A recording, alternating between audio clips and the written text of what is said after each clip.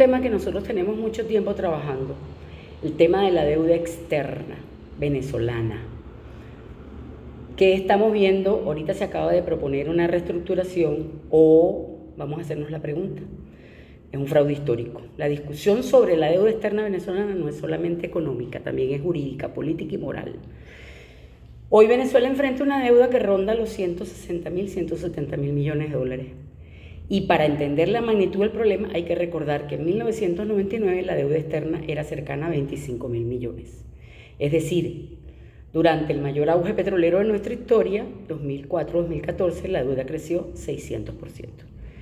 Y ahí surge la gran pregunta, ¿cómo un país que recibió ingresos petroleros extraordinarios terminó más endeudado, más pobre y con servicios colapsados? Durante la primera etapa del gobierno de Nicolás Maduro se pagaron más de 113.000 millones de dólares en servicio de deuda, a costa de la pobreza de la gente. Sin embargo, desde hace casi 9 años, Venezuela dejó de pagar parcialmente sus compromisos y el país enfrenta demandas internacionales, cuyos montos y condiciones reales siguen siendo opacos.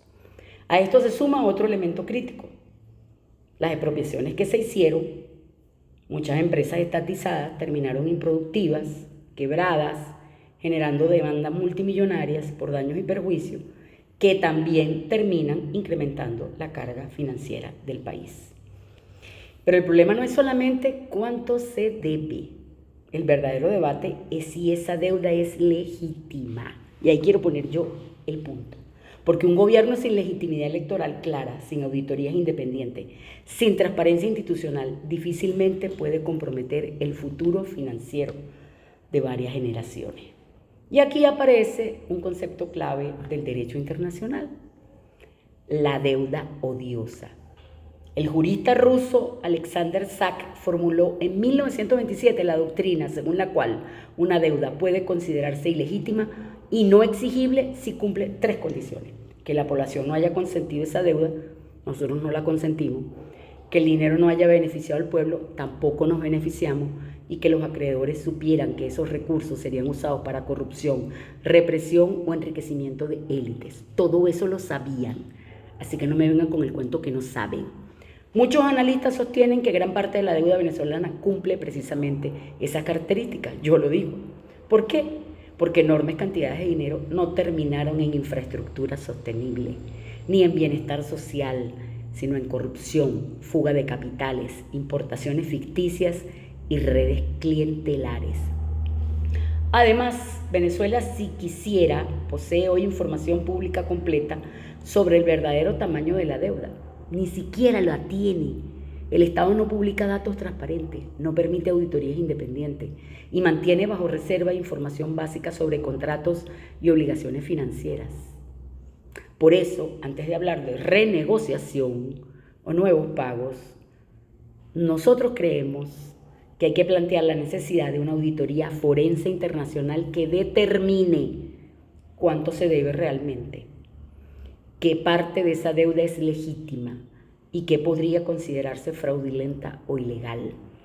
Porque negociar apresuradamente hipotecará activos estratégicos del país bajo condiciones extremadamente desfavorables. La historia ofrece ejemplos preocupantes, porque tras la caída de la Unión Soviética, miles de empresas públicas y recursos estratégicos fueron privatizados a precios irrisorios, permitiendo que grupos cercanos al poder acumularan fortunas gigantescas mientras el Estado quedaba debilitado.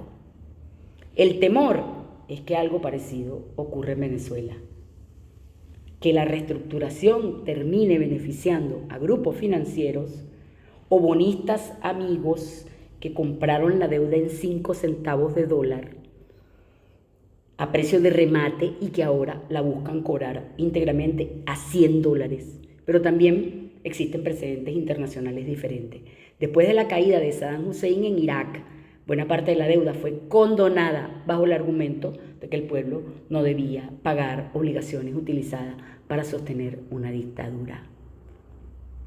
Países como Somalia, Sudán y Bolivia también recibieron condonaciones masivas bajo programas internacionales dirigidos a países altamente endeudados. Ahora bien, repudiar una deuda no significa simplemente dejar de pagar, hay que tenerlo claro. El repudio implica que un Estado declare jurídica y políticamente que esa deuda es ilegítima, fraudulenta o contraria al interés nacional. Nosotros creemos que el 75% de la deuda está en esas condiciones. Eso tiene consecuencias: litigios internacionales, embargo, pérdida de crédito, sanciones financieras. Por eso muchos países prefieren renegociar antes que repudiar totalmente. Aquí es importante distinguir tres conceptos. El repudio es cuando el Estado niega la legitimidad de la deuda. El default, que es el Estado reconoce la deuda pero no puede pagar. Y la renegociación, en donde se modifican plazos, intereses o montos. Son cosas distintas. Otro punto central del debate venezolano proviene de la tesis del economista Miguel Rodríguez, que yo rescato, quien en los años 80 sostuvo que gran parte de la deuda externa venezolana terminó financiando fuga de capitales privados. Rodríguez afirmó algo demoledor: la contrapartida de la deuda externa no fue excesivo gasto público, sino activos en dólares del sector privado en el exterior. Es decir, el sector privado le debe al Estado. En otras palabras, el Estado asumió las deudas mientras los sectores privados trasladaban capitales fuera del país. Eso es lo que denuncia Miguel Rodríguez. Las pérdidas se socializaron, las pagamos todo, pero las ganancias se privatizaron. Así es una manguangua. Esa lógica, según muchos críticos, volvió a repetirse décadas después. Por eso, quienes cuestionan la actual reestructuración, como lo estoy haciendo yo, y que sostenemos que Venezuela no debería comprometerse a pagar nada de una deuda cuya legitimidad está bajo sospecha. Primero debe existir transparencia, auditoría, consenso político, legitimidad institucional y capacidad técnica real para negociar. Porque aceptar condiciones desfavorables hoy podría condenar al país a décadas peores de pobreza, salarios miserables y estancamiento económico. Y la gran pregunta que nosotros nos hacemos es: ¿debe el pueblo venezolano pagar íntegramente una deuda construida entre corrupción, opacidad y fuga de capitales? O por el contrario, ¿debe auditarse primero para separar la deuda legítima de la deuda odiosa? Ese es el verdadero debate en Venezuela. Es el verdadero debate que tenemos pendiente. Para eso tenemos que buscar a los mejores, para que defiendan los intereses del país, no de una casta política, no de una casta económica, y mucho menos de quienes compraron la deuda en 5 centavos de dólar y ahora pretenden cobrarla a $100.